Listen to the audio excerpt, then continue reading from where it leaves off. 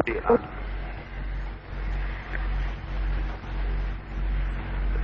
छोटी सी कहानी से मैं 3 दिनों की इन चर्चाओं को शुरू करना चाहूंगा।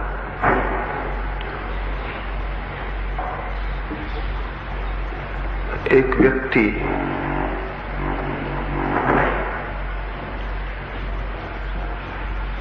बहुत विस्मरणशील था, छोटी छोटी बातें भी भूल जाता। बड़ी कठिनाई थी उसके जीवन में, कुछ भी स्मरण रखना उसे कठिन था। रात वो सोने को जाता तो अपने कपड़े उतारने में भी उसे कठिनाई होती, क्योंकि सुबह टोपी उसने कहां पहन रखी थी और चश्मा कहां लगा रखा था और कोट किस भांति पहन रखा था वो भी सुबह तक भूल जाता।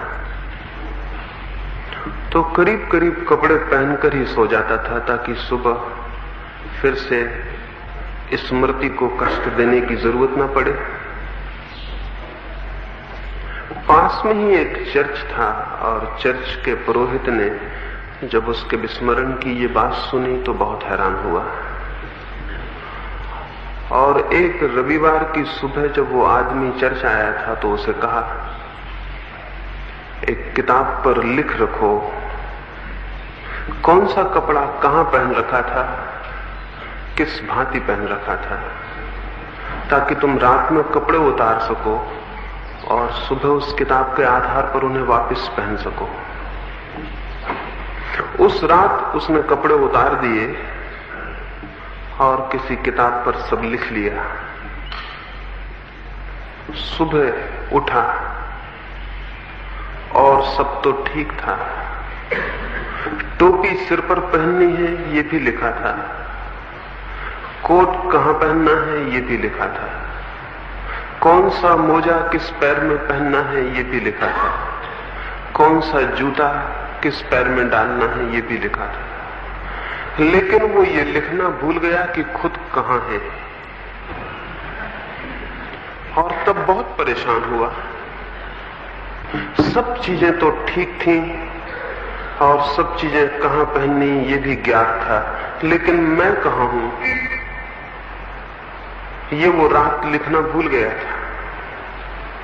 वो सुबह मुंह अंधेरे ही पादरी के घर पहुंच गया। नग्न था बिल्कुल। पादरी भी देख के घबरा गया और पहचान न पाया। हमारी सारी पहचान तो वस्त्रों की है। नग्न व्यक्ति को देख के शायद हम भी न पहचान पाए कि वो कौन है। पादरी बहुत हैरान हुआ। उसने पूछा, आप कौन हैं और कैसे आए? उस व्यक्ति ने कहा, यही तो पूछने में भी आया हूं कि मैं कौन हूं और कहां हूं, क्योंकि बाकी सारे वस्त्र तो ठीक हैं, लेकिन रात में ये लिखना भूल गया, अपने बाबत लिखना भूल गया। पता नहीं उस धर्म पुरोहित ने क्या उसे कहा, उससे कोई संबंध भी नहीं। लेकिन इस कहानी से मैं इसलिए इन 3 दिनों की चर्चाओं को शुरू करना चाहता हूं, क्योंकि करीब करीब इसी हालत में हम सारे लोग हैं। हमें ज्ञात है बहुत सी बातें, जीवन का सब कुछ ज्ञात है, सिर्फ एक तथ्य को छोड़कर कि हम कहां हैं और कौन हैं। मैं कौन हूं इसका हमें कोई भी स्मरण नहीं है। और उस व्यक्ति के साथ तो बात ठीक भी थी, क्योंकि वो और सब बातें भी भूल जाता था। इसलिए ये बहुत स्वाभाविक मालूम होता है कि अपने को भी भूल जाए। लेकिन हमारे साथ बड़ी मुश्किल है। हमें और सब बातें तो याद हैं, ये हमें याद नहीं कि हम कौन हैं और कहां हैं। इसलिए उस पर हंसना उतना उचित नहीं है जितना अपने पर हंसना उचित होगा। विस्मरण उसकी आदत थी, विस्मरण हमारी आदत नहीं है। और सब कुछ हमें स्मरण है, सिर्फ एक बात स्मरण नहीं है। इसलिए हम कपड़े भी ठीक से पहन लेते हैं और जूते भी, और घर भी ठीक से बसा लेते हैं, लेकिन जीवन हमारा ठीक नहीं हो पाता है। जीवन हमारा ठीक होगा भी नहीं। जो केंद्रीय है जीवन में, उसकी हमें कोई स्मृति नहीं है। और मैंने कहा कि नग्न जब वो धर्म पुरोहित के द्वार पर खड़ा हो गया, तो धर्म पुरोहित भी पहचान नहीं पाया कि वो कौन है, क्योंकि हम सभी एक दूसरों को वस्त्रों से पहचानते हैं। यहां हम इतने लोग आए हैं, अगर निर्वस्त्र आ जाएं तो कोई किसी को पहचान भी नहीं सकेगा कि कौन कौन है। लेकिन ये तो ठीक भी है कि हम दूसरों को वस्त्रों से पहचाने। बड़े मजे और आश्चर्य की बात तो यह है कि हम अपने को भी अपने वस्त्रों से ही पहचानते हैं। अपनी आत्मा का तो हमें कोई स्मरण नहीं, अपने स्वरूप का तो हमें कोई बोध नहीं, तो अपने वस्त्रों, और बहुत प्रकार के वस्त्र हैं। जो वस्त्र हम पहने हुए हैं वे धन के, पदवियों के, पदों के, सामाजिक प्रतिष्ठा के, अहंकार के, उपाधियों के, वो सारे वस्त्र हैं, और उनसे ही हम अपने को भी पहचानते हैं। वस्त्रों से जो अपने को पहचानता है, वो उसका जीवन यदि अंधकारपूर्ण हो जाए, यदि उसका जीवन दुख से भर जाए, पीड़ा और विपन्नता से, तो आश्चर्य नहीं है, क्योंकि वस्त्र हमारे प्राण नहीं है, वस्त्र हमारी आत्मा नहीं है। लेकिन हम अपने को अपने वस्त्रों से ही जानते हैं, उससे गहरी हमारी कोई पहुंच नहीं है। इन 3 दिनों में इन वस्त्रों के पार जो हमारा होना है, उस तरफ, उस दिशा में कुछ बातें आपसे कहूंगा, और ये स्मरण दिलाना चाहूंगा कि जो वस्त्रों में खोया है वो अपने जीवन को गंवा रहा है, और जो केवल वस्त्रों में अपने को पहचान रहा है वो अपने को पहचान ही नहीं रहा है, वो अपने को पा भी नहीं सकेगा। और जो व्यक्ति अपने को ही ना पा सके, उसके और कुछ भी पा लेने का कोई भी मूल्य नहीं है। अपने को खोकर अगर सारी दुनिया भी पाई जा सके तो भी उसका कोई मूल्य नहीं है। एक और छोटी कहानी मुझे स्मरण आई, वो मैं कहूं, और फिर आज की सुबह इस आत्मविस्मरण के संबंध में जो मुझे कहना है वो आपको कहूंगा। 3 मित्र यात्रा पर निकले। पहली ही रात एक जंगल में उन्हें विश्राम करना पड़ा। खतरनाक स्थान था, जंगली जानवरों का डर था, डाकू और लुटेरों का भी भय था, अंधेरी रात थी। तो उन तीनों ने तय किया कि एक एक व्यक्ति जागता रहे, 2 सोए, एक जागा हुआ पहरा दे। एक तो उनमें गांव का पंडित था, एक उसमें गांव का लड़ाका बहादुर छत्री था, एक गांव का नाई था। नाई की ही सबसे पहले पैसा फेंका गया और उसका ही नाम पड़ा। वो रात पहरा देने के लिए पहले पहर बैठा। नींद उसे जल्दी आने लगी, दिन भर की थकान थी, तो किसी भांति अपने को जगाए रखने के लिए उसने बगल में अपने सोए हुए छत्री मित्र की हजामत बनानी शुरू कर दी। जागे रखने के लिए अपने को उसने अपने मित्र के सारे बाल काट डाले। उसका समय पूरा हुआ। तीसरा जो मित्र था, रात्रि के अंतिम पहर में उस पंडित का पहरा होने को था। उसके तो बाल नहीं थे, उसका सिर पहले से ही साफ था, उसके सारे बाल गिर गए थे। दूसरे मित्र का जैसे ही मौका आया, उस नाई ने उसे उठाया और कहा, मित्र उठो, तुम्हारा समय आ गया, अब मैं सोऊं। उस छत्री ने अपने सिर पर हाथ फेरा, देखा बाल बिल्कुल भी नहीं है। तो उसने कहा कि मालूम होता है तुमने मेरी जगह भूल से पंडित जी को उठा दिया है। उसने अपने सिर पर हाथ फेरा और कहा कि मालूम होता है तुमने भूल से मेरी जगह पंडित जी को उठा दिया है, और वो वापस सो गया। हम अपने को इसी भांति पहचानते हैं। हमारी पहचान हमारे वस्त्रों तक है, अगर बहुत गहरी जाती हो तो अपने शरीर तक जाती है, वो भी वस्त्र से ज्यादा गहरा नहीं है। और भी गहरी जाती हो तो मन तक जाती है, मन भी वस्त्रों से ज्यादा गहरा नहीं है, लेकिन उससे गहरी हमारी कोई पहचान नहीं जाती। जीवन में सारा दुख और सारा अंधकार इस आत्म अज्ञान से पैदा होता है। केंद्र पर, अपने स्वयं के केंद्र पर अंधकार होता है और हम सारे रास्तों पर दिए जलाने की कोशिश करते हैं। वे सब दिए काम नहीं पड़ते, क्योंकि मेरे भीतर अंधकार होता है तो मैं जहां भी जाता हूं अपने साथ अंधकार ले जाता हूं। उन रास्तों पर भी जहां की मैंने प्रकाश के दिए जलाए हैं, मेरे पहुंचने से अंधकार हो जाता है, क्योंकि मैं अंधकार हूं। जब तक मैं स्वयं को नहीं जानता तब तक मैं अंधकार हूं। तो मैं अपने अंधकार को लिए फिरता हूं जीवन में, और सारे लोग अपने अपने अंधकार को लिए फिरते हैं। हम सब जहां इकट्ठे हो जाते हैं वहां अंधकार बहुत घना हो जाता है।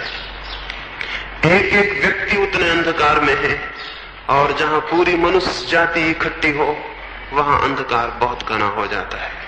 मनुष्य जाति के पिछले 3-4 हजार वर्षों का इतिहास इसी अंधकार का इतिहास है। फिर इस अंधकार से संघर्ष पैदा होता है, युद्ध पैदा होते हैं, हिंसा पैदा होती है। इस अंधकार से ईर्ष्या पैदा होती है, घृणा पैदा होती है, क्रोध पैदा होता है। इस अंधकार से विध्वंस पैदा होता है। हम खुद दुखी होते हैं, औरों को दुखी करते हैं। ये कोई 3-4 हजार वर्षों से चला है, और अब तक हम सफल नहीं हो पाए इस बात में कि एक ऐसा समाज निर्मित हो सके जिसका जीवन प्रकाश से आलोकित हो, प्रकाश से मंडित हो। क्या आपको ज्ञात है कि 3000 वर्षों में कोई 14,600 युद्ध हुए? केवल 3000 वर्षों में 14,600 युद्ध, कोई 15,000 युद्ध, प्रतिवर्ष 5 युद्ध। हम शायद लड़ते ही रहे हैं, हमने कुछ और नहीं किया। और ये तो बड़े बड़े युद्धों की बात है। रोज हम जो छोटी छोटी लड़ाइयां लड़ रहे हैं उनकी तो कोई गिनती नहीं है।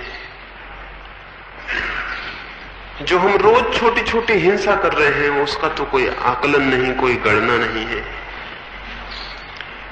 अगर 3000 वर्षों में 15,000 युद्ध हमें लड़ने पड़े हों तो क्या इससे ये सूचना नहीं मिलती है कि मनुष्य जाति का मस्तिष्क किसी बहुत गहरे रोग से पीड़ित है?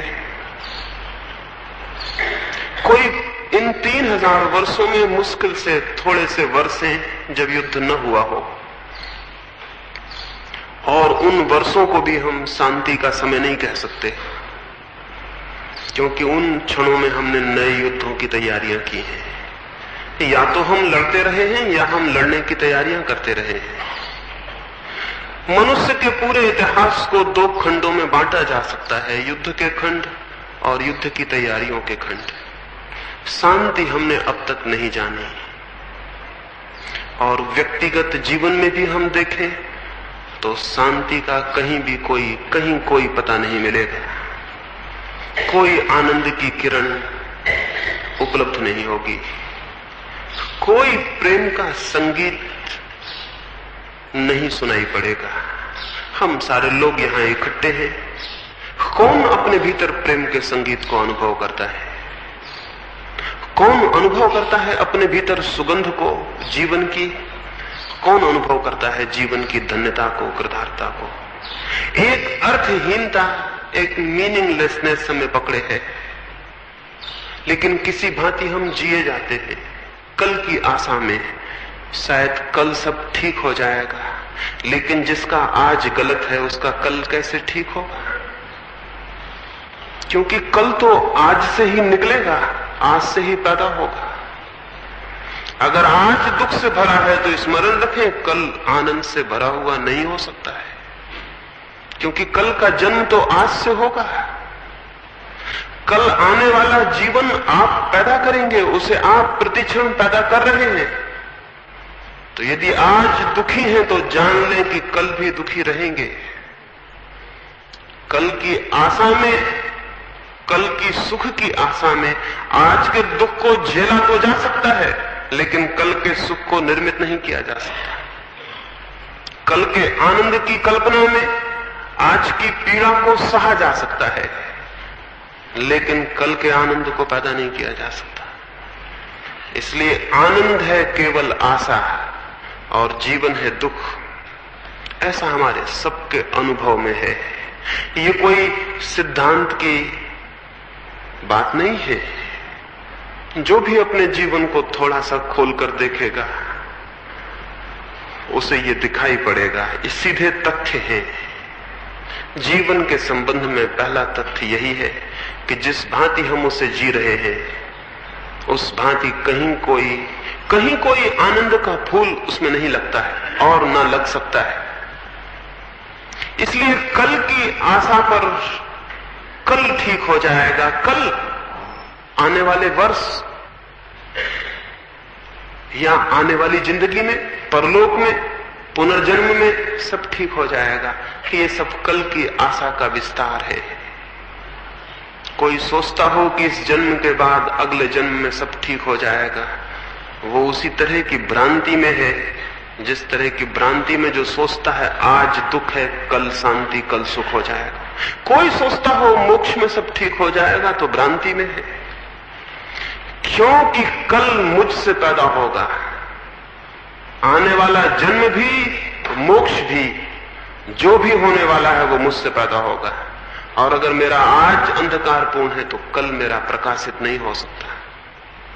फिर क्या हम निराश हो जाएं और कल की सारी आशा छोड़ दें? मैं आपसे कहता हूं निश्चित ही कल के प्रति कोई आशा रखने का कारण नहीं है, लेकिन इससे निराश होने का भी कोई कारण नहीं है। आज के प्रति आशा से भरा जा सकता है, आज को परिवर्तित किया जा सकता है। मैं जो हूं उस होने में क्रांति लाई जा सकती है। मैं कल क्या होऊंगा इसके द्वारा नहीं, बल्कि जो मैं अभी हूं उसके ज्ञान, उसके बोध, उसके प्रति जागरण से, उसे जान लेने से, आत्म स्मृति से क्रांति उत्पन्न हो सकती है। यदि मैं जान सकूं स्वयं को तो वो दिया उपलब्ध हो जाएगा जो मेरे जीवन से अंधकार को नष्ट कर दे। और स्वयं को जाने बिना और न कोई दिया है और न कोई प्रकाश है, न कोई आशा है।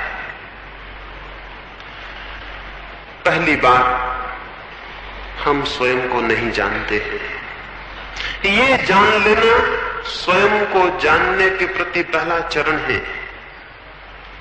कोई सोचता हो कि मैं स्वयं को जानता हूं तो स्वयं को जानने के प्रति द्वार बंद हो जाएंगे। और धर्म की बहुत सी शिक्षाओं ने, संस्कृति ने, इधर हजारों वर्ष से दोहराए गए सिद्धांतों ने, आत्मा और परमात्मा की बातों ने हम में से बहुतों को यह भ्रम पैदा कर दिया है कि हम अपने को जानते हैं। इस भ्रम ने हमारे आत्म अज्ञान को गहरा किया है।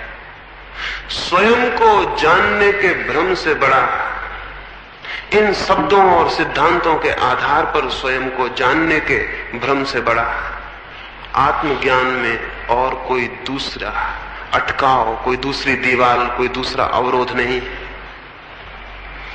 छोटे से बच्चे भी जानते हैं कि हम आत्मा हैं और बूढ़े भी दोहराते हैं कि हम आत्मा हैं। ये शब्द हैं, ये सत्ता का अनुभव हो तो जीवन बिल्कुल दूसरा हो जाए। ये सिद्धांत है, ये स्वयं की प्रतीति और साक्षात हो तो जीवन नया हो जाए और जीवन आनंद से भर जाए। लेकिन इन शब्दों को हमने सहारों की भांति पकड़ा हुआ है। अज्ञान में इन शब्दों से पैदा हुए झूठे ज्ञान को हमने बहुत तीव्रता से पकड़ा है। उसे छोड़ने में भी भय मालूम होता है। इसलिए जैसे जैसे आदमी मृत्यु के करीब पहुंचता है वैसे वैसे इन शब्दों को और जोर से पकड़ लेता है। वैसे वैसे गीता, कुरान और बाइबल उसके मस्तिष्क पर और जोर से बैठते जाते हैं।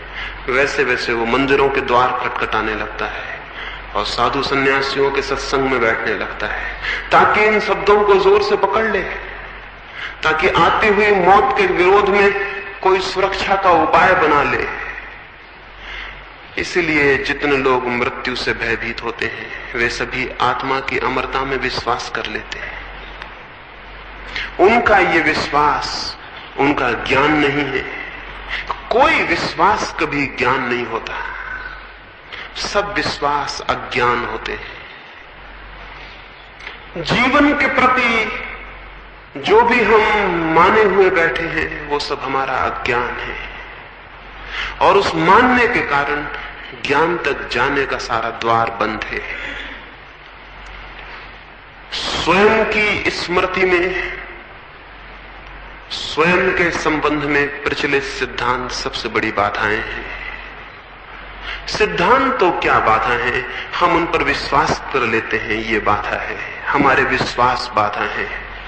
और जो व्यक्ति जितने ज्यादा विश्वासों से ग्रसित हो जाता है उसके जीवन में विवेक के अवतरण का, विवेक के आगमन का, विवेक के उठने और जगने की संभावना का उतना ही उसी मात्रा में ह्रास हो जाता है।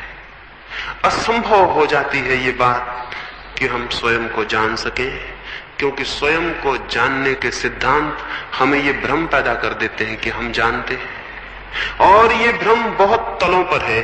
एक सन्यासी एक राजा के घर मेहमान था। उस राजा ने सुबह ही आके उस सन्यासी को पूछा, मैं सुनता हूं कि आप परमात्मा की बातें करते हैं, क्या मुझे परमात्मा से मिला दे सकेंगे? ये बात उस राजा ने अपने जीवन में और भी न मालूम कितने सन्यासियों से पूछी थी। इस सन्यासी से भी पूछी, और जो अपेक्षा थी, जो और सन्यासियों ने बातें कही थी, सोचा वही बातें ये सन्यासी भी कहेगा। करीब करीब सन्यासी एक ही जैसी बातें दोहराते हैं। सोचा ये भी वही कहेगा। कुछ उपनिषद, कुछ वेदों की, कुछ ग्रंथों की कुछ उदाहरण देगा, कुछ गीता की, कुछ ज्ञान की बातें समझाएगा। लेकिन उस सन्यासी ने क्या पूछा? उस सन्यासी ने कहा, आप ईश्वर से मिलना चाहते हैं तो थोड़ी देर रुक सकते हैं या बिल्कुल अभी मिलने की इच्छा है? वो राजा थोड़ा हैरान हुआ, कोई भी हैरान होता।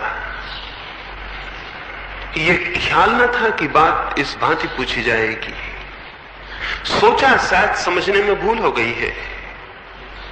उसने कहा कि शायद आप समझे नहीं, मैं परमात्मा से, ऊपर जो परमात्मा उससे मिलने की बात कर रहा हूं। उस सन्यासी ने कहा, समझने में भूल का कोई कारण नहीं, मैं तो उस परमात्मा के सिवाय और किसी की बात करता ही नहीं। अभी मिलना चाहते हैं या थोड़ी देर ठहर सकते हैं? उस राजा ने कहा, जब आप कहते ही हैं तो मैं अभी ही मिलना चाहूंगा। ऐसे उसकी कोई तैयारी नहीं थी इतने जल्दी परमात्मा से मिलने की, और किसी की भी इतने जल्दी कोई तैयारी नहीं होती। ईश्वर के खोजियों से पूछा जाए अभी मिलना चाहेंगे तो वो भी कहेंगे कि हम थोड़ा सोच कर आते हैं, विचार के आते हैं। हम थोड़ा मित्रों से पूछ ले, पति हो तो पत्नी से पूछ ले, पत्नी हो तो पति से पूछ ले, हम जरा अपने घर के लोगों से पूछ ले, फिर हम लौट के आते हैं। इसी वक्त तो ईश्वर से मिलने को कौन तैयार होगा? वो राजा भी तैयार नहीं था। लेकिन जब बात ही, मुसीबत ही आ पड़ी थी सिर पर, तो उसने कहा कि ठीक है, आप कहते हैं तो मैं अभी मिल लूंगा। सन्यासी ने कहा, लेकिन इसके पहले कि मैं आपको परमात्मा से मिलाऊं, ये छोटा सा कागज है, इस पर अपना परिचय लिखते हैं। और लिखा उसने जो उसका परिचय था। बड़े राज्य का राजा था, महल का पता, वो सब लिखा। सन्यासी ने पूछा कि क्या मैं मान लूं यही आपका परिचय है? क्या मैं मान लूं कि कल आप भिखारी हो जाएं और राज्य छिन जाए तो बदल जाएंगे? उस राजा ने कहा कि नहीं, राज्य छिन जाए तो भी मैं ही रहूंगा। तो सन्यासी ने कहा कि फिर राजा होना आपका परिचय नहीं हो सकता, क्योंकि राज्य छिन जाने पर भी आप रहेंगे और आप ही रहेंगे, भिखारी होने पर भी आप ही रहेंगे।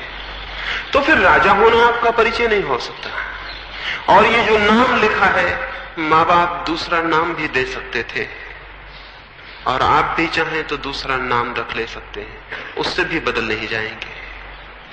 उस राजा ने कहा, नाम से क्या फर्क पड़ता है, मैं तो मैं रहूंगा, नाम कोई भी हो। तो सन्यासी ने कहा, इसका अर्थ हुआ कि आपका कोई नाम नहीं है, नाम केवल काम चलाऊ बात है। कोई भी नाम काम दे सकता है, इसलिए नाम भी आपका परिचय नहीं है। तो फिर क्या मैं मानूं कि आपको अपना परिचय पता नहीं है? क्योंकि दो ही बातें आपने लिखी हैं, राजा होना और अपना नाम। उस राजा ने वो कागज वापस ले लिया और कहा, मुझे क्षमा करें, अगर मेरा नाम, मेरा धन, मेरा पद और मेरी प्रतिष्ठा मेरा परिचय नहीं है, तो फिर मुझे पता नहीं कि मैं कौन। उस सन्यासी ने कहा, फिर परमात्मा से मिलाना बहुत कठिन है, क्योंकि मैं किसको मिलाऊं, मैं किसकी खबर भेजूं, कौन मिलना चाहता है? मैं किसकी खबर भेजूं, कौन मिलना चाहता है?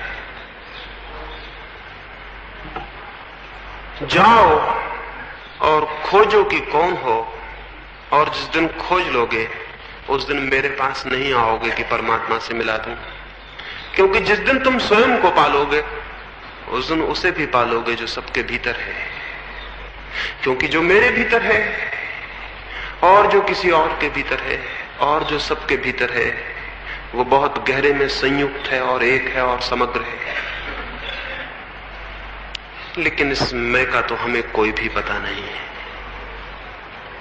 तो या तो हम अपने नाम को, अपने घर को, अपने परिवार को समझते हैं कि ये मेरा होना है।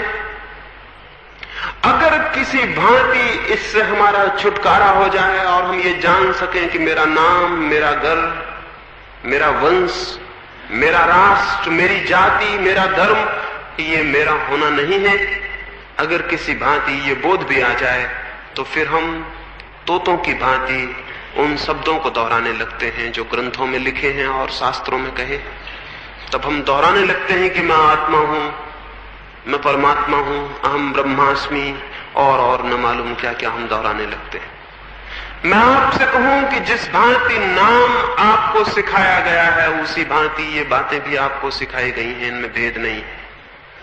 जिस भांति ये कहा गया है कि आपका ये नाम है और आपने पकड़ लिया है, उसी भांति ये भी कहा गया है कि आपके भीतर परमात्मा है और आपने ये भी पकड़ लिया है। इन दोनों बातों में कोई फर्क नहीं है। जब तक हम बाहर से आए हुए शब्दों को पकड़ते हैं, तब तक हम स्वयं से परिचित नहीं हो सकेंगे। वे शब्द चाहे पिता ने दिए हों, चाहे समाज ने, चाहे ऋषियों ने, मुनियों ने, साधुओं ने, संतों ने, किन्हीं ने भी वे शब्द दिए हों, जब तक बाहर से आए हुए परिचय को हम पकड़ेंगे, तब तक उस परिचय का जन्म नहीं हो सकेगा जो हमारा परिचय है।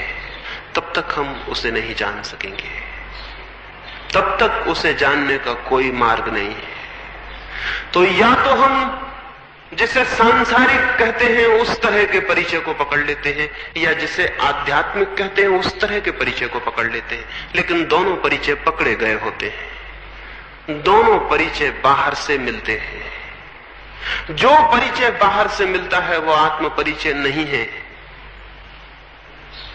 इसलिए ये बात जितनी झूठी है कि मेरा नाम मैं हूं, उतनी ही ये बात भी झूठी होगी अगर मैं बाहर से सीखूं कि मैं आत्मा हूं, मैं परमात्मा हूं, मैं अविनाशी हूं, मैं कुछ हूं, मैं कुछ हूं। ये सारी बातें मैं बाहर से सीखूं, ये बातें भी उतनी ही झूठी होंगी। पहली बात झूठी है, ये तो हमें समझ में आ जाती है क्योंकि ये बात हजारों वर्ष से दोहराई गई है।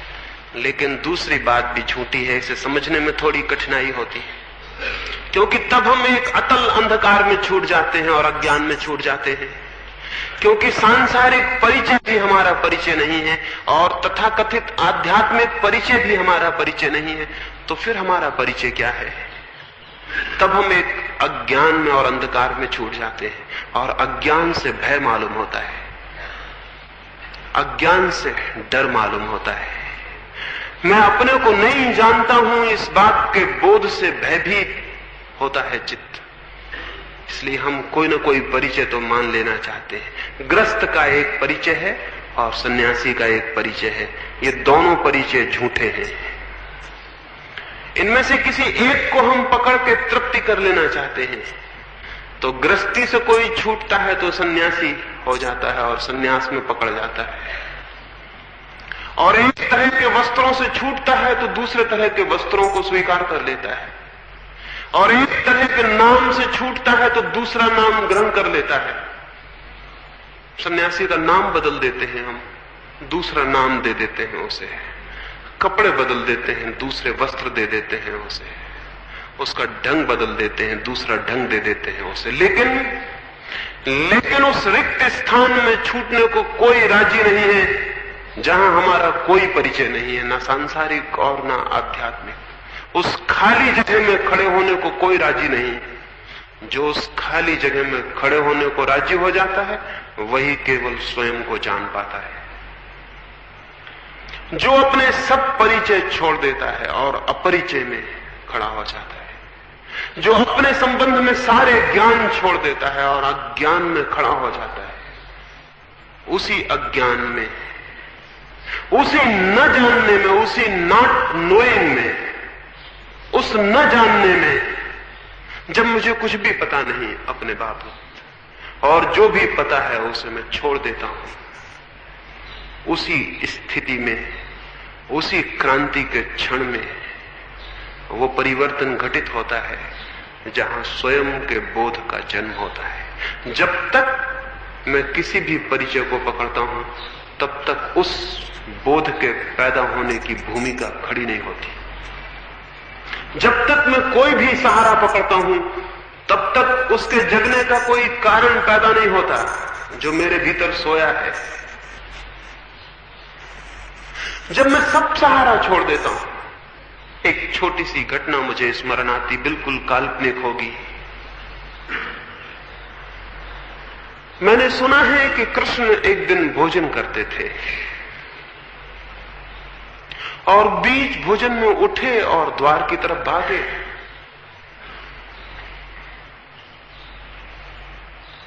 जो उन्हें भोजन कराते थे उन्होंने कहा, क्या करते हैं, कहां भागते हैं, बीच भोजन में उठते हैं?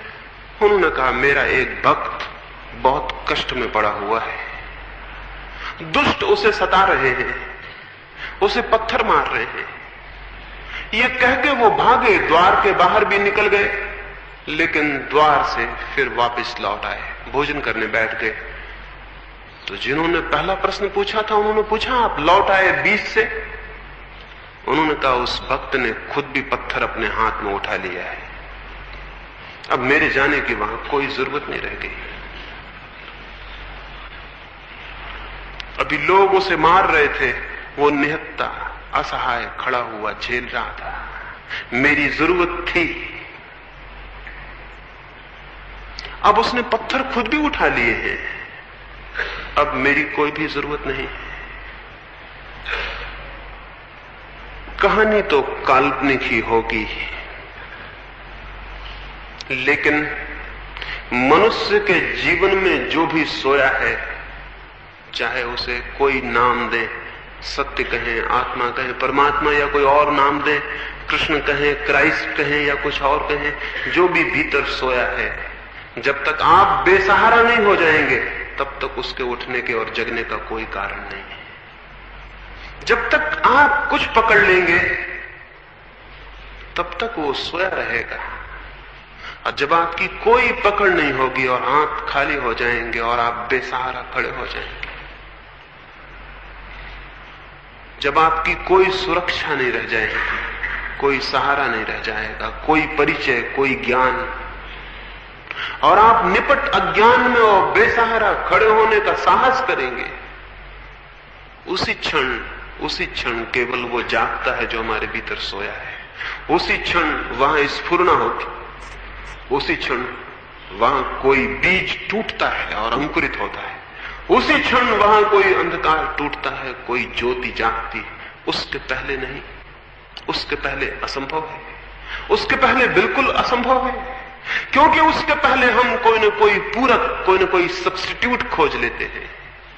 हम खोज लेते हैं तो उसे जो सोया है उसे जागने का कोई कारण नहीं रह जाता। हम पत्थर उठा लेते हैं,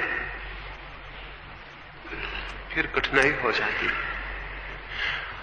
और हम कोई न कोई परिचय पकड़ लेते हैं, कोई न कोई वस्त्र पकड़ लेते हैं, कोई न कोई रूप, कोई न कोई आकृति, कोई न कोई नाम, कोई न कोई शब्द, कोई न कोई सिद्धांत पकड़ लेते हैं। अज्ञान ढक जाता है और ज्ञान के जन्म का कोई कारण नहीं रह जाता। ज्ञान के आगमन के लिए पहला द्वार स्वयं के भीतर अपने समग्र अज्ञान की स्वीकृति है। तो आज की सुबह मैं आपको कहना चाहूंगा, ज्ञानी न बने, अपने अज्ञानी होने को जाने। ज्ञानी बनना बहुत आसान है, अपने अज्ञान को जानना और स्वीकार कर लेना बहुत दुस्साहस की बात है। क्योंकि ज्ञानी बनने में अहंकार की सहज तृप्ति होती है, अज्ञान को स्वीकार करने में अहंकार एकदम टूट के दो टुकड़े हो जाता है, उसके खड़े होने की कोई जगह नहीं रह जाती। ज्ञानी होने में अहंकार की खूब तृप्ति है। तो पंडित जितना अहंकारी हो जाता है उतना तो जगत में कोई अहंकारी नहीं होता। उपदेशक जितने अहंकार से भर जाते हैं उतना तो कोई अहंकारी नहीं होता। जितना ये ज्ञान की बातें करने वाले लोग अहंकार से पीड़ित हो जाते हैं उतना तो कोई और अहंकारी नहीं होता। ये हम जितना ज्यादा हमें ये ख्याल पैदा होता है कि कुछ शब्दों को इकट्ठा करके, कुछ विचारों को इकट्ठा करके हमने जान लिया, मैं जान गया हूं, जानते तो हम कुछ भी नहीं, हमारा मैं जरूर मजबूत होता है और भर जाता है। और फिर जिस चीज से भरने लगता है उसको हम इकट्ठा करने लगते हैं। कोई धन इकट्ठा करने लगता है, क्योंकि धन के इकट्ठे करने से अहंकार बढ़ता हुआ मालूम पड़ता है। कोई बड़े महल बनाने लगता है, ताजमहल खड़े करने लगता है, कोई कुछ और करने लगता है, क्योंकि उससे अहंकार बढ़ता है। कोई त्याग करने लगता है क्योंकि उससे अहंकार बढ़ता है। और हमारा अहंकार बड़ा सूक्ष्म है, वो निरंतर अपने को भरने की कोशिश करता है। अगर त्याग को प्रशंसा मिलती हो, आदर होता हो, तो हम त्याग कर सकते हैं, उपवास कर सकते हैं, धूप में खड़े रह सकते हैं, सिर के बल खड़े रह सकते हैं, शरीर को सुखा सकते हैं। अगर चारों तरफ जय जयकार होता हो तो हम मरने को राजी हो सकते। नहीं तो कोई शहीद मरने को राजी होता, कोई मरने को राजी होता। लेकिन अहंकार को अगर तृप्ति मिलती हो तो हम सूली पर भी लटकते वक्त मुस्कुरा सकते हैं और प्रसन्न हो सकते हैं।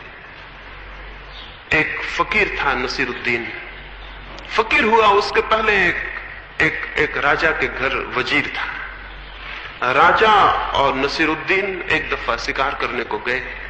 एक जंगल में रास्ता भटक गए और एक छोटे से गांव में सुबह सुबह रास्ता खोजते हुए पहुंचे। भूख लगी थी। एक घर में गए और उन्होंने नाश्ते के लिए प्रार्थना की। उस गरीब आदमी के पास 2-4 अंडे थे, उसने कुछ बनाया अंडों से और उन्हें भेंट किया। चलते वक्त राजा ने कहा, कितना पैसा हुआ? उस देश की मुद्रा में उस गरीब आदमी ने कहा 50 रुपया। राजा बहुत हैरान हुआ, 2-4 अंडों की कीमत 2-4 पैसे भी नहीं थी, 50 रुपया। उसने वजीर नसीरुद्दीन से पूछा, क्या बात है? Are eggs so rare in this part of the country? क्या इस हिस्से में अंडे इतने कम मिलते हैं? उस नसीरुद्दीन ने कहा कि नहीं, eggs are not rare sir, but kings are. अंडे नहीं, अंडे तो बहुत मिलते हैं, अंडे कम नहीं मिलते, लेकिन इस हिस्से में राजा बहुत मुश्किल से मिलते हैं। वो राजा 50 रुपए देने की कल्पना भी नहीं करता था, लेकिन जैसे ही उसे पता चला राजा बहुत मुश्किल से मिलते हैं, उसने 50 रुपए दिए और 50 रुपए इनाम दी नसीरुद्दीन को कि तुमने बहुत अद्भुत बात कही। 50 रुपए अंडे के भी चुकाए और 50 रुपए इनाम भी दी। क्यों? बड़ी तृप्ति हुई है। राजा बहुत मुश्किल से मिलते हैं। ये जो हमारी अस्मिता है, रोज रोज इस बात की तृप्ति खोजती रहती है।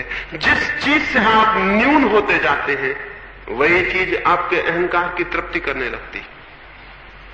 एक नगर में एक महल ऊपर उठने लगता है, जब तक दूसरे मकानों के बराबर होता है तब तक कोई तृप्ति नहीं होती।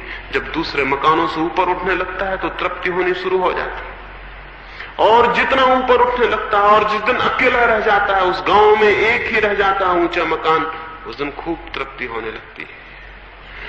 न्यूनता, अहंकार मांगता है न्यूनता। कोई त्याग करने लगता है, कोई धन इकट्ठा करने लगता है, कोई विचार का संग्रह करने लगता है, ज्ञानी बनने लगता है। और जिस दिन वो ज्ञानी बनता जाता है और अकेला, और धीरे धीरे लगता है वो अकेला ही रह गया, मालिक उस ज्ञान का और कोई भी मालिक नहीं, उस दिन बड़ी गहन तृप्ति होने लगती है। लेकिन अहंकार जितना जितना पुष्ट हो जाता है, स्वयं को जानना उतना ही असंभव हो जाता है। जितनी अस्मिता गहरी हो जाती है, ये जो ईगो है, ये जो मैं हूं, ये जितना सख्त और ठोस हो जाता है, उतना ही उसे जानना मुश्किल हो जाता है। जो मैं हूं, जो मेरा वास्तविक होना। क्यों?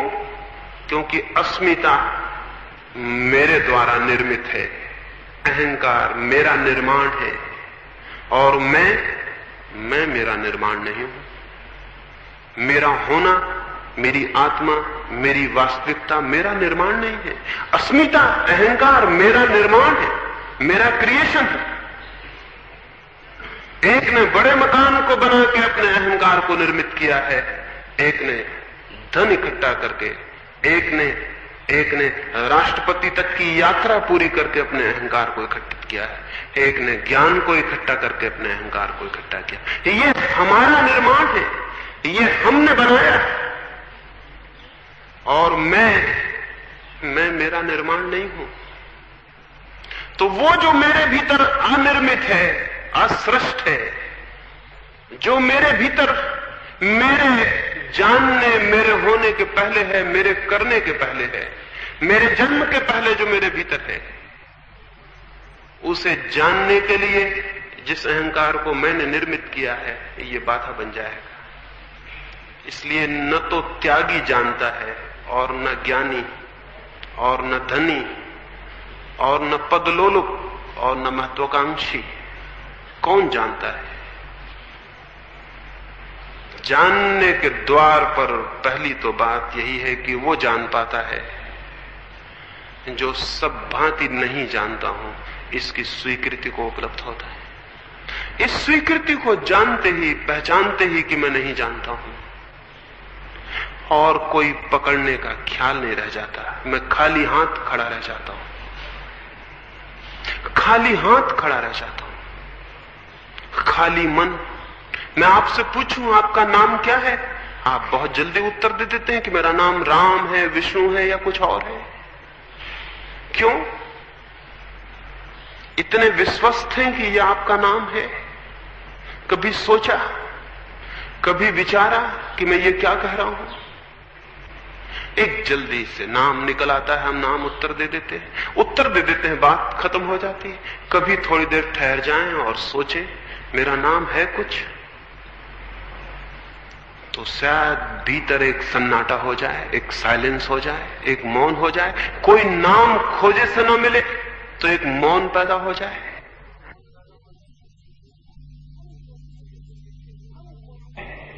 हम कोई किसी से प्रश्न पूछते हैं, उसे मालूम होता है तो शीघ्र उत्तर दे देता। मालूम होने का मतलब, अगर उसकी स्मृति में कुछ होता है तो उत्तर दे देता है। मैं पूछूं 2 कितने होते हैं, आप कह देते हैं 4, क्योंकि आपकी स्मृति ने सीख रखा है 2 4 होते हैं।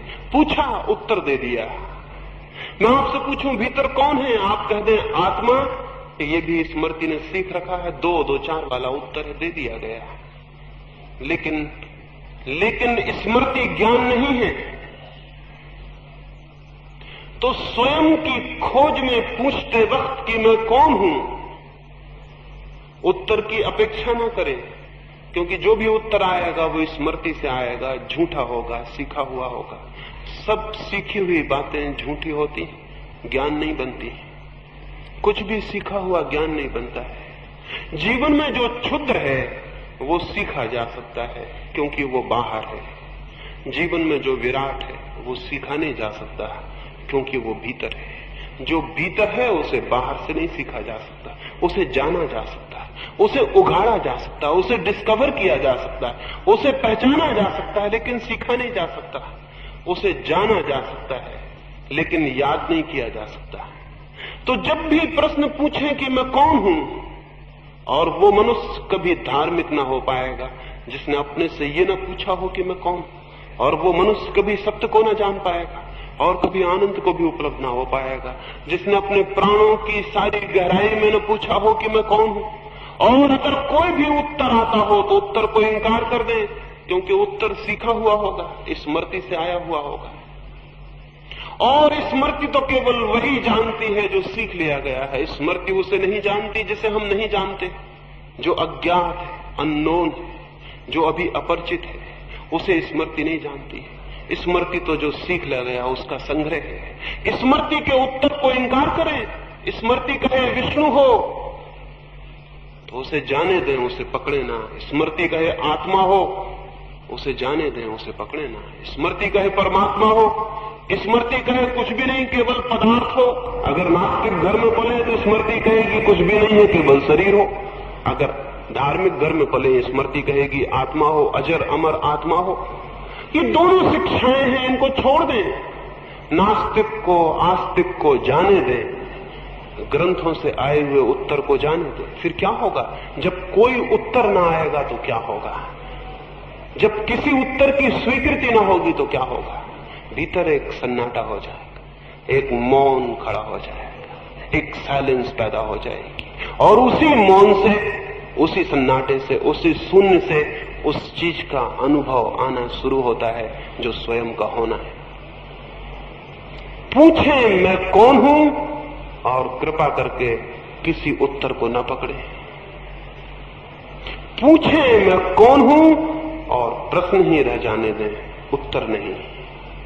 और प्रश्न को ही गूंजने दें, और प्रश्न को ही प्राणों में छाने दें, और प्रश्न को ही उतरने दें गहरा। और कोई उत्तर न पकड़ें, क्योंकि सभी उत्तर सीखे हुए होंगे। कोई उत्तर हिंदू का, मुसलमान का, जैन का न पकड़े, सब उत्तर सीखे हुए होंगे। प्रश्न रह जाए मैं कौन हूं, तीर की भांति प्राणों को छेदता हुआ।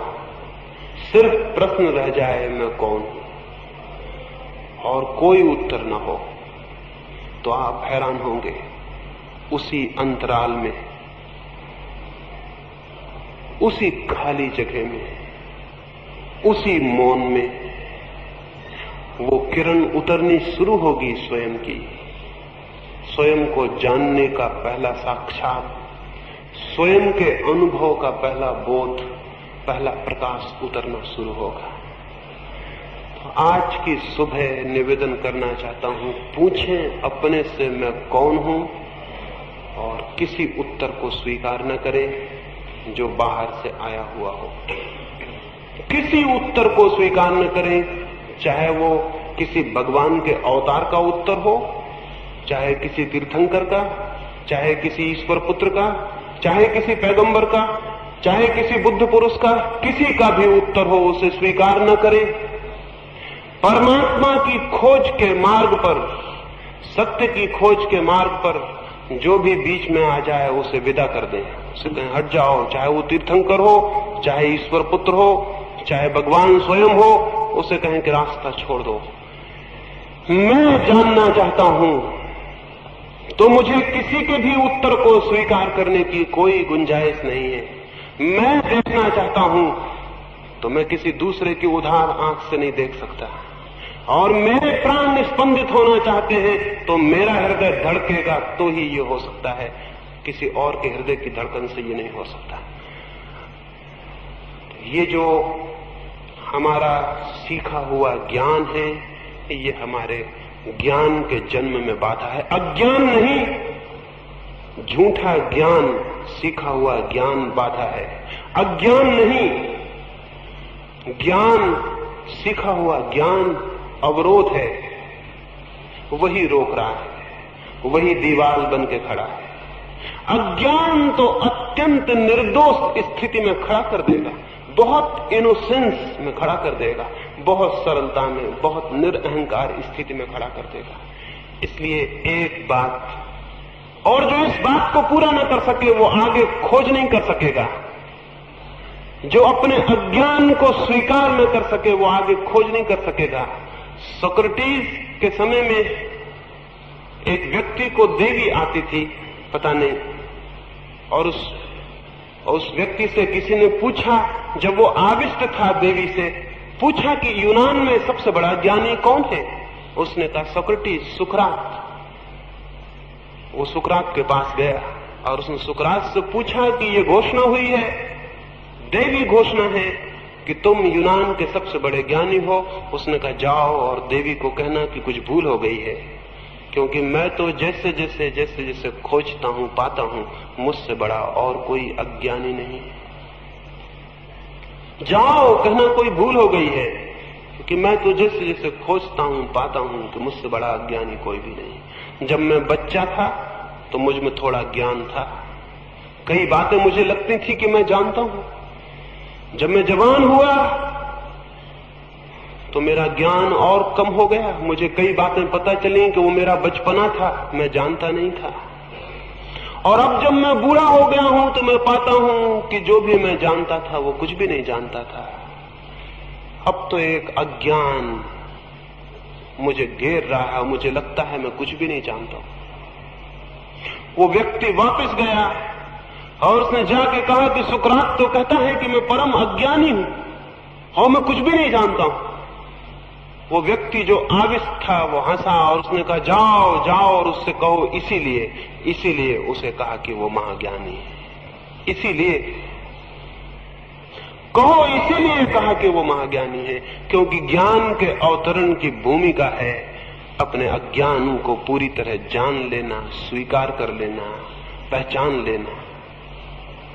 जैसे ही हम अज्ञान को स्वीकार करते हैं, जैसे ही हम जानते हैं कि नहीं जानते हैं, वैसे ही एक परिवर्तन, एक क्रांति घटित हो जाती है। वैसे ही एक पर्दा गिर जाता है अहंकार का, जानने का, और एक मौन और एक शांति अवतरित हो जाती है। अंतिम रूप से आज तो सिर्फ प्रश्न उठाता हूं, वो आपके भीतर गूंजे मैं कौन हूं। लेकिन अगर वो प्रश्न मेरा है तो बेकार है, उसका कोई उपयोग नहीं होगा। क्योंकि जब मैं कहता हूं किसी दूसरे के उत्तर को स्वीकार न करना, तो क्या मैं ये कहूंगा किसी दूसरे के प्रश्न को स्वीकार कर लेना? अगर वो प्रश्न मेरा है और आप उसे जाके दोहराएं कि मैं कौन हूं, तो वो प्रश्न झूठा, इम्पोर्टेंट होगा, उसमें कोई बल ना होगा, कोई शक्ति ना होगी। वो प्रश्न आपका हो तो ही आपके प्राणों में स्पंदन ला सकता है।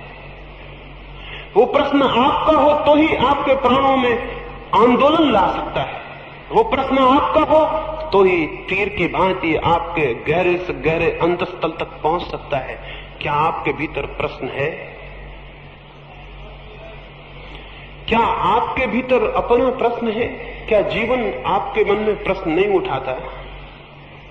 क्या जीवन आपको जिज्ञासा से नहीं भरता? क्या जीवन आपके सामने ये सवाल खड़ा नहीं करता है कि मैं कौन हूं, ये क्या है? क्या आप एकदम बहरे और अंधे हैं? क्या आपके हृदय में कोई जिज्ञासा ही पैदा नहीं होती? अगर होती हो कोई जिज्ञासा, अगर होता हो कोई प्रश्न खड़ा, अगर होती हो कोई प्यास मन में जानने की, पहचानने की, जीवन के सत्य को पाने की, तो उसे इकट्ठा कर ले और उसे एक प्रश्न बन जाने दें। क्योंकि जो और चीजों के संबंध में पूछने जाता है वो दूर निकल गया, उसने बुनियादी प्रश्न छोड़ दिया। बुनियादी प्रश्न तो स्वयं से शुरू होता है, मैं कौन हूं। और अगर भाग्य से सौभाग्य से आपका प्रश्न खड़ा हो जाए और दूसरों के उत्तर आप विदा कर सकें, तो कोई बाधा नहीं है स्वयं को जान लेने में। कोई बाधा नहीं है, कोई बाधा नहीं है, कोई दीवार नहीं है। लेकिन बहुतों के मन में प्रश्न ही नहीं है, बहुतों के मन में जिज्ञासा नहीं है। क्यों? ये तो असंभव है कि प्रश्न कहीं न कहीं न हो। ये तो असंभव है भीतर प्रश्न कहीं न कहीं न हो, फिर भी जिज्ञासा नहीं बनती मालूम पड़ती। क्या होगा कारण? कारण है साहस की कमी है। क्यों? हम केवल वे ही प्रश्न पूछते हैं जिनके उत्तर हमें मालूम है। हम केवल वे ही प्रश्न पूछते हैं जिनके उत्तर हमें मालूम है। मजे से प्रश्न भी पूछ लेते हैं, उत्तर भी दे देते हैं और जीवन में समाधान हो जाता है। हम वे प्रश्न पूछते ही नहीं जिनके उत्तर हमें मालूम नहीं, क्योंकि उन प्रश्नों का पूछना हमारे अज्ञान का उद्घाटक होगा। इसलिए डरते हैं, इसलिए भयभीत रहते हैं, उन प्रश्नों से दूर रहते हैं, उन प्रश्नों से बचते हैं जिनसे हमारे अज्ञान का उद्घाटन हो जाए।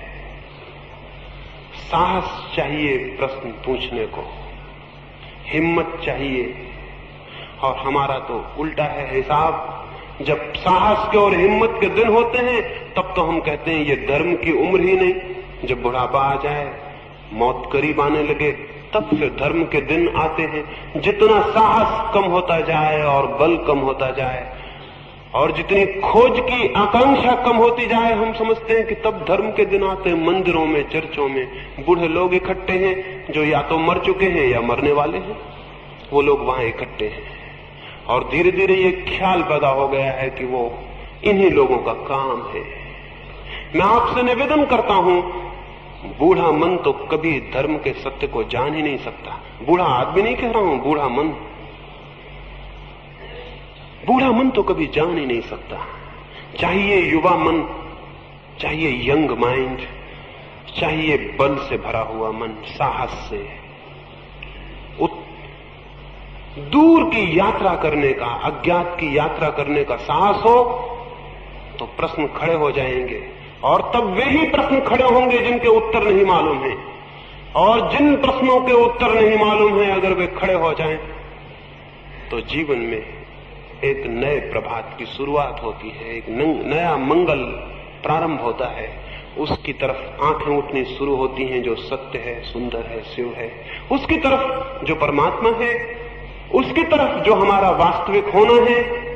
और उसे जानकर जीवन का सारा दुख वैसे ही विसर्जित हो जाता है जैसे किसी अंधकारपूर्ण ग्रह में कोई दिया जला दे और सारा अंधकार विलीन हो जाए। कैसे ये दिया जल सकता है, उसकी चर्चा आने वाली चर्चाओं में मैं करूंगा। जो प्रश्न आपके हों और प्रश्न होने चाहिए, उनको संध्या उत्तर दूंगा। आने वाले 2 दिनों में। लेकिन तभी आए जब आपको ये ख्याल स्पष्ट होने लगे कि आपका कोई प्रश्न भीतर जग रहा है। अन्यथा आने की कोई जरूरत नहीं है, कोई कारण नहीं है। अगर आपको लगे कि आपको ये एहसास होता है कि आप नहीं जानते हैं, तो आए, तो कुछ खोज हो सकती है, तो हम मिलकर कुछ यात्रा तय कर सकते हैं। तो कुछ मैं अपने हृदय की आपसे बातें कहूं, इसलिए नहीं कि आप उनको स्वीकार कर लें, इसलिए नहीं कि आप उन पर विश्वास कर लें, इसलिए नहीं कि आप उनको अपनी मान्यता बना लें, इसलिए नहीं कि मेरी बातें आपका ज्ञान बन जाएं, नहीं बन सकती हैं और न उन्हें बनाने की जरूरत है। लेकिन इसलिए कि शायद यहां हम इकट्ठे हों और विचार करें और आपकी जिज्ञासा तीव्र हो जाए और आपकी प्यास गहरी हो जाए और जिस प्यास से आप अपरिचित हैं उसका बोध हो जाए। शायद एक खोज का प्रारंभ हो जाए, शायद एक बीज आपके भीतर टूट जाए और एक अंकुर बनने लगे। शायद एक नया जीवन और एक नई गति और एक नए मनुष्य होने की शुरुआत हो जाए। इसलिए 3 दिन थोड़ी सी बातें मैं आपसे करूंगा। आज तो प्रश्न खड़ा करता हूं, उस प्रश्न को साथ लिए जाएं रात उसे साथ लिए सो जाएं और थोड़ा प्रयोग करके देखें। उत्तर जो भी आता हो उसे बाहर हटा दें, उत्तर जो भी आता हो उसे इनकार कर दें और प्रश्न को गहरा होने दें। जहां आपने उत्तर पकड़ा प्रश्न वहीं मर जाएगा, जहां आपने उत्तर पकड़ा प्रश्न वहीं समाप्त हो जाएगा। तो अगर प्रश्न को गहरे जाने देना है तो उत्तर मत पकड़ना। जब प्रश्न ही प्रश्न रह जाए और कोई उत्तर मन में न हो, तब कोई चीज जगनी शुरू होगी, तब कोई हमारे भीतर से दौड़ेगा हमारी सहायता को, तब कोई हमारे भीतर से उठेगा हमारी सहायता को, तब हमारे भीतर कोई जगेगा जो सोया है, और वही आत्म परिचय बन जाता है, वही आत्मज्ञान बन जाता है। मैं कौन हूं? शोपेनहावर एक सुबह कोई 3 बजे रात जल्दी उठ गया और एक बगीचे में गया। बगीचे में था अंधेरा और शोपेनहावर था विचारक। एकांत पाके जोर जोर से खुद से बातें करने लगा। कोई था नहीं इसलिए कोई डर भी नहीं था। कोई होता है तो हम दूसरे से बातें करते हैं, कोई नहीं होता तो हम अपने से बातें करते हैं। वो भी अपने से बात करने लगा, कोई भी नहीं था। माली की नींद खुली, उसने सोचा रात 3 बजे कौन आ गया है यहां, और फिर बातें करता हुआ घूम रहा है और अकेले ही मालूम होता है। माली डरा, सोचा शायद कोई पागल है।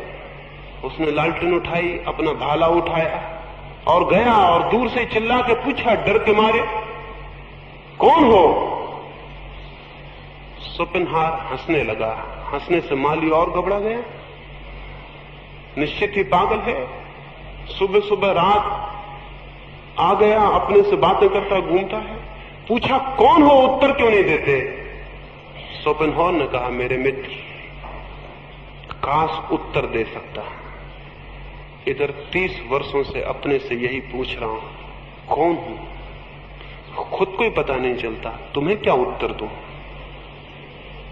लेकिन मैं आपसे कहूं, शोपेनहावर को इसीलिए पता नहीं चला कि वो पूछता तो था कि मैं कौन हूं, लेकिन बहुत से उत्तर खोजता था उपनिषद में, यहां वहां, कांट में, ईगल में, और न मालूम कहां कहां उत्तर खोजता था। इसलिए 30 साल खराब गए और पता नहीं शोपेनहावर को मरते वक्त भी पता चला कि नहीं चला। मैं नहीं समझता कि पता चला होगा, क्योंकि तब भी वो उत्तर खोज रहा था।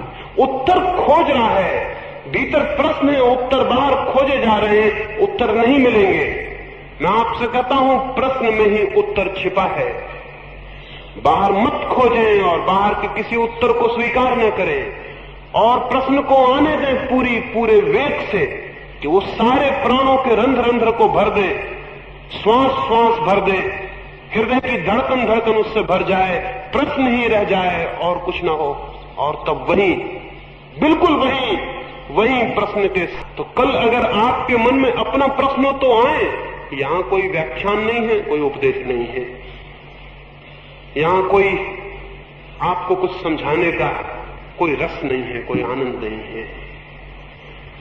वो प्रश्न उठता हो तो आए, तो फिर कुछ बात हो सकेगी, तो फिर 2 हृदय किसी तल पर मिल सकते हैं और कोई बात हो सकती है। मेरी बातों को इतने प्रेम से सुना है, और ऐसी बातों को जो आपको ज्ञान नहीं देती बल्कि आपके अज्ञान के लिए आग्रह करती हैं, बड़ी कृपा है और दया है। इतने प्रेम से सुना, उससे बहुत अनुग्रहित हूं।